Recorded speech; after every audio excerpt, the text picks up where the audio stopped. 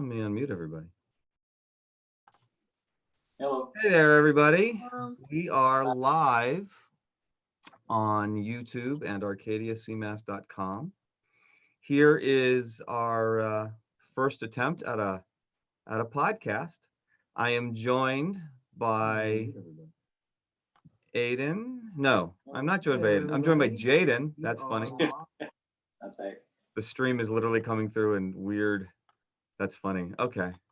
It's whatever. If only there was a class that taught you how to use technology. I wonder. Anyway, so Jaden is with me, and Emma and Marin, and all three have been kind enough to spend a little bit of their afternoon with us. This is as I mentioned, this is our first attempt at a podcast, and broadcasting it live on YouTube. I really appreciate the three of you being here. How's it going? How are you? How y'all doing? Good. Yeah, I'm good. Tired, but I'm good. Okay, wait. Are you tired because of just what's going on, or are you tired because you're staying up too late? I stayed up really late working on my own weird little projects because quarantine leads to boredom. That's fair. Yeah, so That's I'm just trying to keep myself entertained, and I stayed up till like 2 a.m. Just yeah. That's I okay. don't know. It's all good though. That's okay. What? So how is this affecting you guys? As far as, I mean, let's start with just the bigger picture. Like, as people, as human beings, how's this affecting you so far? Well, we're stuck inside. For Yeah. one. But as far as like your I don't know, your attitude, your approach, your whatever. It's a really different situation because like I've never like felt like just like it's been weird. It's like I've never felt like I haven't been able to do something, and now I like have to approach it like, oh, I want to go do something, but I can't. So how can I substitute other activities for doing that? I'm just curious, like, is there an example you could give of like something you would have wanted to do and then you substituted something else? Well, I can't go to choir anymore because of COVID. Mhm. So I have to go like warm up or work by myself here with my piano or play the songs myself. You are a member of the Phoenix Youth Choir, right? Phoenix Girls Chorus, yeah. Phoenix Girls Chorus, excuse me. So are you able to still interact at least with that ensemble in some capacity? Yeah, so we have our own like Instagram group chat, and we just had a Zoom call, all of us together, and they're gonna be putting out like accompaniment videos and stuff like that. But for now, it's pretty like solo for what you're doing. Sure. And practicing. And that makes sense. What about the other two of you? How are things impacting you as far as choices you're having to make or substitutions? Well, like I'm in a pickle of either staying here in New Mexico or going back to Phoenix. Oh, yeah, that's right. Weird. Yeah. I don't know, because it's like kind of sketch going back into a bigger city, versus on a little isolated farm, but at the cost of like, I don't know, schooling resources, So I don't know, that's kind of weird. Sure. Yeah. Sure. But you've been working, I know you and I separately were messaging for a little while. You've been working on building a new instrument? Yeah, I mean, again, that's like the weird project I've been researching I got like this little gourd, like a little resonation chamber kind of deal. And I'm just kind of putting in like 5 different instruments in one and same thing. How's it going? I know a couple of days ago you sent me some updated photos. You had like built the neck and we're sort of starting to piece it together. Yeah, so the body of the instrument and neck, and I cut the little tuners on it. That's all done. I'm thinking of putting on a membrane, like a banjo, but out of a soda bottle plastic, because that's the only thing I have on hand. It's still experimental. I don't know. So we'll see what's happening. I'll probably be done with it by the end of the week, though. That's cool. You know what? Hey, next week's live concert. That's what I was thinking. I might be able to do that for you guys. Why not? Hold that thought for a second too. But Emma, what are you? How's it going for you? At this point, I'm just trying to graduate. You know what? That's true. I didn't really. I suppose I should back up a step. So Maren, you are new this year. Yeah. To Freshman. Arcadia, not just to the program, but to Arcadia as well.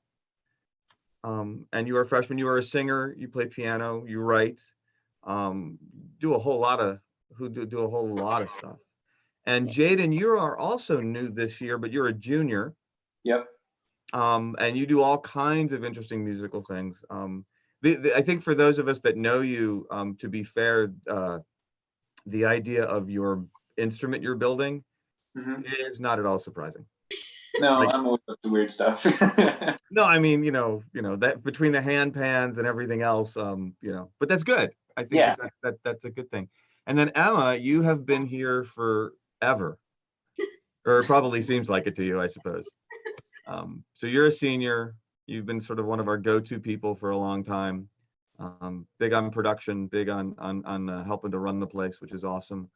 But yeah, I can imagine as a senior, this has probably been especially, I don't know, just off-putting maybe, or strange, or whatever it is.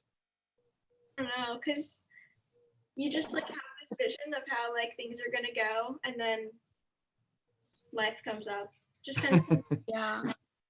Yeah. But it makes you appreciate other things too, though, I've noticed. Oh, definitely. Mm-hmm. Friends. Yeah. Yeah. I mean, And I'm sorry, what? I was just gonna say, like, my cousin recently broke both of his femurs in a snowboarding accident, and I haven't even been able to like visit him because of the virus. Yeah. Awful. And I think that is possibly the worst part of this. I have a very dear friend who's struggling with a lot of this, and I cannot go visit him. Hospitals are locked down, and they need to be. And I think that to me, that seems like that's probably the hardest adjustment, just for what it's worth, just personally. The rest of it, I feel like there's ways to make it all work. There's ways to adjust for it. As Maren, as you pointed out, you can find a way to substitute. Yeah. It's tricky, but it can be done. I do think some of these interactions, especially for people that are either elderly or are sick or whatever, that's a tougher one. Yeah. Yeah. But before this descends into something very sad, which is not to take away from that issue at all. But let me ask you guys this. So what have you been noticing as far as like, I don't know, like maybe artists or musicians or other creative things? Like, are you seeing changes amongst artists that you follow or that you're interested in, or just? I think like all of the tours, they're getting canceled. They're getting pushed to like even 2021. Like Harry Styles pushed his entire tour to next year. Sure. And Oh, wow. it's insane. Yeah. Like the impact that this thing is having on the entire world. Yeah. Yeah. I've noticed like a lot of musicians though, they're also like hopeful for like events. So for example, for my choir, we have a festival scheduled for the summer, and the people who are running it like don't want to like shut it down too quickly, because like they don't. Yeah. And it's like it's a whole big thing. It's gonna be at like Oregon University. Oh wow, how Yeah. cool. Well, cool. Well, hopefully that'll still happen. Hopefully it still Hopefully happens. that'll still happen. I know in our case, and it's on a much smaller scale, but trying to figure out our songwriter night, and what can we do. The concert yesterday was fantastic. And anybody watching this, if you didn't get a chance to see it, you can catch a replay on our YouTube channel or at arcadiacmas.com. I'd encourage you to consider watching it. But it's because it was great. But I've been thinking about, okay, so we'll do those once a week, and they'll be awesome and in their own right. And candidly, I've talked to some other folks already that we should be live streaming those concerts anyway. So maybe that's a silver lining in all of this. But I do think about, selfishly, some of the seniors and stuff about, can we somehow make this, possible, in some capacity? Because I kind of weirdly, I realize, you know, that Maren and Jaden, you were at Songwriter, the big show we had in December, Yes. but the one in May has an even bigger kind of scope to it, if you can believe that. That one was pretty out of, you know, huge anyway. But the one that's in May traditionally is even more so. And I know Emma can talk to this. And Emma, I don't want to make you sad. I'm just, but I am trying to figure out, you know, what can we do? Because for a senior year, you know, this is something I know you've been looking forward to. I think the thing about Songwriter Night is that it's also basically CMAS's senior night, Yes, it is. which is really tough to be like to miss. And it's hard for seniors, especially because like they push back all of our events, like our picnic, our breakfast, prom. They push them back into like the last quarter. And so like we haven't really gotten anything for senior year yet. I mean, we had tour, but that's not really like, you know, and we had homecoming, but it's Sure. I think like we're No, missing. and that's totally, you know, that makes sense. You know, I think to some extent, some of it is also circumstance. Yeah. You know, I think we don't, you know, technically, I think we don't know what we don't know yet. Yeah. And as I've mentioned in other formats, not in that cool, creative way that we like not knowing what we don't know. But looking at sort of where things are evolving, I think the postponing of stuff, you know, but I still want to get you guys the gig somehow. I'm trying to figure out, you know, how can we do that? And that's what the internet's for, you know. We can always or like live stream like what we're doing, you know. I mean, that's Absolutely. our only outlet right now, you Yeah. know. Absolutely. Although, you know, one of the things about it is seeing, and we're working on this behind the scenes as a program, as you guys already know, to figure out ways to do things more collaboratively and in real time. So that's something we're starting to push out next week, hopefully. But at the same time, you know, to not have like your handpan jam band, for example, that's just fun having that group up there. Yeah. And I don't even say that because on the last one I got to sit in for a little bit of it, and that was just a blast. And I was really honored you let me do that. But I also just mean watching you guys all do that. When we were in Nashville at Blackbird with Steve Marcantonio, forgive the name drop, folks, but it's freaking Steve Marcantonio. How can you not want to share that? I mean, good heavens. But I do think that you know, what he was, as he was recording that track that you guys were doing, you know, I mean, you could just kind of see like that was a cool moment. There were so many cool moments in that session, don't get me wrong. But that group just does all kinds of stuff. Sorry, my phone just decided to connect through to my computer. That was fun. Anyway, no, but I do think that the ability to jam in real time. Yeah. And so working on that, exploring some technologies. There are some cool things that can be done behind the scenes with things like Pro Tools. So there's a cloud component that you can use so that, for example, you can give somebody control of a session remotely. Oh, wow. And then you can be video conferencing in real time, but you could turn it over to another producer if you wanted to make things happen. So there's some opportunities for things like that, which I think are worth exploring as well. But there's latency still involved, and it works in a recorded setting, obviously. But even, you know, it would be interesting in all of this to have some of you even experiment, you know, things like, you know, how much latency can you adjust for? You know, is it, you know, 10 milliseconds? Is it 1 milli, you know, and you know, is it microseconds? I know that that's like getting into the weeds, but it would be kind of interesting to see how far, you know, and what can you adjust? I mean, there is a weird possibility that everybody's sense of rhythm and timing and musical synchronization could really improve greatly from all of this. As another silly silver lining, but still, you know.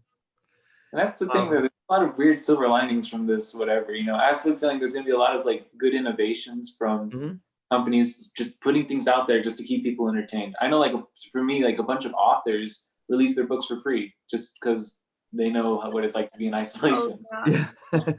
Same with like movies. Uh-huh. a lot of movies that are in the theaters, they just like stop showing them in the theaters and publish them to like streaming websites. Yep. And that'll be interesting to see. That's going to have a long-term effect too. What does that do to that industry? Do people get so used to just streaming them in from home that they decide that the experience of going to a theater isn't necessary anymore? Which would be a shame, because personally, I love going to movie theaters. Same. I mean, that's just something I really, really enjoy doing. But, you know, things are definitely going to change a little bit. Emma, I know for a fact that you have been spending some time recently going through and putting together a CMAS release that's going to come out later today, actually, as we're doing this podcast. It'll be up later this afternoon. Anything on that, or the process of doing that from home versus, say, in our studios, or anything? I think it's different from the regular EPs that we would release like last year, just because it was one you would it. So I'm going through all the drives, right? So that's like hundreds of files that I just have to click through, and I'm like, oh, okay, this one is just Maxwell saying check 3 times, and that's it. Sorry about that. Open. And I was like, okay, this is gonna be a fun experience. But somebody's got to do that gig. I know. Somebody's got to do that. I think the difference with it is when we do EPs in school, you're like, I like that. Give that to me on a hard drive, and we'll release it. And usually it's fixed by them, and it's not really a requirement. But since I'm going through the archives, a lot of the stuff is pretty raw. So I have to just do what I can to make it like releasable. And Sure. It takes a few hours. I think I got through one drive in about 4.5 hours. Sure. So that was pretty fun. Just like 15 more to go. Right. But you know what? But that's, I mean, it's good practice for you individually, but at least the stuff's going to get out there. The other thing too is that as we're starting to do more workshops every week, we can do a lot of what you're talking about, and that's something I'd like to start doing as well. Is as people are generating material, as we've been pushing out resources for you guys to create stuff as a program, not just the 3 of you, but everybody. You know, what I'd like to start seeing is that on those workshops, bring it in, share the screen, or share the live performance, or whatever it is, and we can kind of do the same format. It's not the same, obviously, as being in the same room, and there's definitely an issue, you know, in a live performance situation when you don't have the same kind of feedback. It is definitely, it's different, and I don't think that we should even pretend it's not. But I still think the idea that we can generate material and that we can release it and still do things creatively and collaboratively is important. Maren, I wanted to ask you a quick question. Yeah. Because I know that you and I had been talking at the end of 3rd quarter before the whole, you know, school closure thing happened. You kind of had a plan in mind. I remember, because you were talking about how much you were looking forward to 4th quarter and different things, and obviously that has been massively altered due to circumstances that have nothing to do, you know, with anything you've done wrong or something. I'm just wondering, you know, have you thought or rethought your personal creative goals because of the situation? Yeah, I've also been like messing around with like tracks, like I was excited to do in 4th quarter. So I've been kind of doing what I was going to do, except like I'm finding that it's like hard to, like with all the schoolwork too, it's like hard because I don't have a designated time to do everything.